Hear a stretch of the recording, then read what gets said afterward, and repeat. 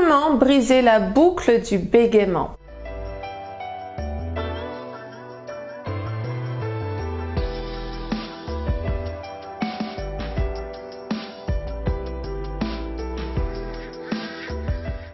Bonjour, je m'appelle Marie-Hélène Cimetière, je suis coach en neurosciences et en programmation neurolinguistique. Je suis une ancienne bec profonde et j'ai décidé d'accompagner les personnes qui souffrent du bégaiement à s'en libérer et à reprendre confiance en elles. Si vous êtes nouveau, abonnez-vous à la chaîne et cliquez sur la cloche afin de recevoir toutes mes vidéos en priorité sur votre fil d'actualité. J'ai écrit un e-book que je vous offre, il est dans le lien de la description, 10 questions-réponses pour comprendre le bégaiement.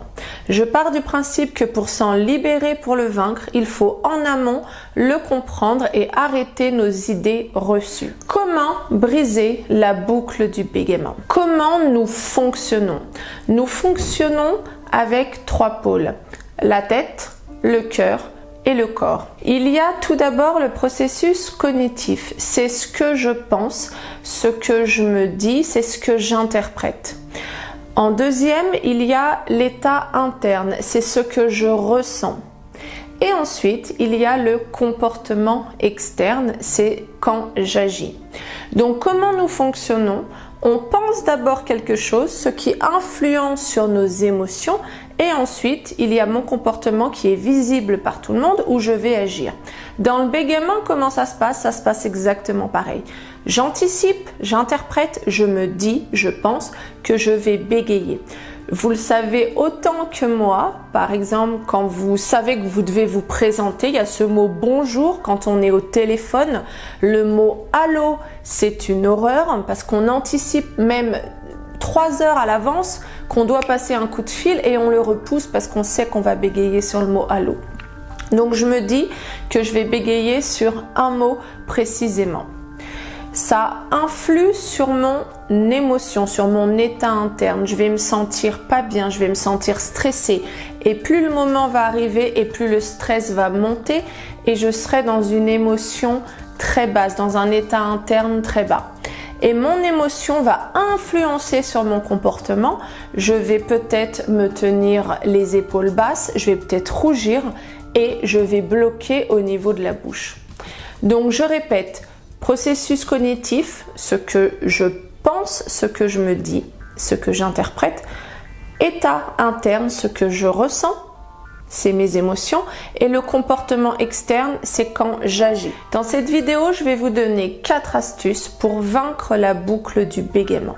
La première astuce, elle va concerner ce que je me dis dans ma tête. Je reprends souvent les personnes que j'accompagne qui me disent, je me répète, je vais bégayer, je vais bégayer, je vais bégayer. Alors, le je vais bégayer ou je ne veux pas bégayer, je ne veux pas bégayer. Première astuce, vous allez dire, je veux parler fluidement, je parle fluidement. Donc déjà, vous allez arrêter ce dialogue interne où vous vous répétez, je ne veux plus bégayer. Pour rappel, le cerveau ne comprend pas de la négation. Le cerveau ne prend pas la négation. Quand vous vous répétez « je ne veux pas bégayer », le cerveau retient « je veux bégayer ». Donc, parler plutôt en positif, ce n'est pas des blagues. C'est vraiment, on pense ce que l'on veut et on ne pense pas ce que l'on ne veut pas. Je veux parler fluidement ou je parle fluidement. Vous me trouvez la phrase positif que vous souhaitez vous répéter. La deuxième clé, c'est de faire des pauses pendant que vous parlez. Je vous invite à regarder les conférenciers, les personnes autour de vous que vous trouvez éloquents. Les personnes, elles prennent le temps et elles font des pauses. Donc, deuxième clé, prenez des pauses quand vous parlez. Cela va vous permettre de reprendre votre souffle. Dites-moi dans les commentaires si il vous arrive de ne plus avoir d'air et que vous avez l'impression d'étouffer quand vous bégayez ou ça vous sert tellement que vous manquez d'air. Dites-le moi dans les commentaires, ça m'intéresse. Donc si vous êtes concerné, forcez-vous à faire des pauses, il n'y a pas de secret et regardez autour de vous, regardez à la télé, si vous allez voir des conférenciers, regardez comment ils font, ils prennent des pauses. Et en plus, c'est plutôt agréable d'écouter une personne qui prend son temps pour parler. Troisième clé, la posture. On respire beaucoup mieux quand on a les épaules en arrière. On a le diaphragme également dégagé. J'ai fait une vidéo sur le diaphragme, vous êtes plusieurs à l'avoir vu. Mettez votre posture plutôt droite, les épaules en arrière et la tête haute. Vous allez déjà vous sentir plus en confiance et au niveau de la respiration, vous allez dégager toute cette zone-là. Quatrième clé. Cette quatrième clé, vous la connaissez, je sais que vous la connaissez.